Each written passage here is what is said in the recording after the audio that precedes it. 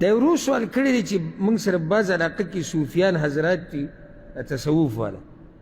او هغوی ټولو دا سرونه خریلي او هغوی دا وایي چې دا یو عبادت دی دا سر خریل یعنې ویښته بلکل خریل دا څه دی عبادت دی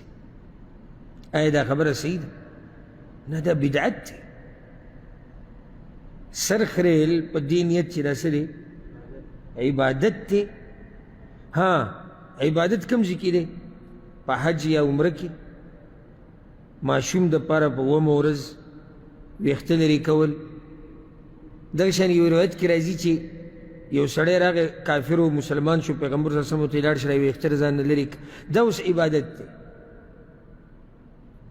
د دې نه علاوه که پکې ته بل عبادت راوباسې چې یاره دا موږ دې دپاره دا سر خریلی چې دا جزي ده او دا زهد دی او دا تقوا ده نو دا خبره ناروا ده بدعت دی ځکه چې که زهد او تقوا وي نو اول به چا کړی وی پیغمبر صلی الله علیه وسلم او پیغمبر صلی الله علیه وسلم ویښته صرف او صرف حج او عمره کې خریلي دي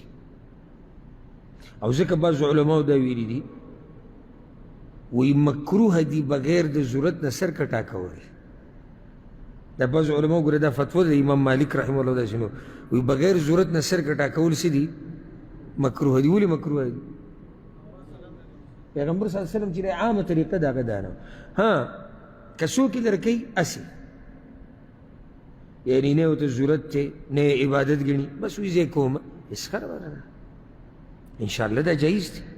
خو د عبادت په نیت سرپاس موږ لیدلي بعض د تصوف والا حضرات په دې ککرۍ کې هر وخت دا لیټونه ښکاري وایي دا عبادت دی او دا جزي ده نه چا ویلي چې دا جزي ده د امت مشران وګوره علما وګوره صحابه کرام وګوره تابعین وګوره اول سر کې پیغمبر صلی الله علیه وسلم وګوره یو هم دا کار نه دی ښولی چې زهد او تقوا دا ده چې سړی خپل سر ویښته څه کي هغه لرې کي والله اعلم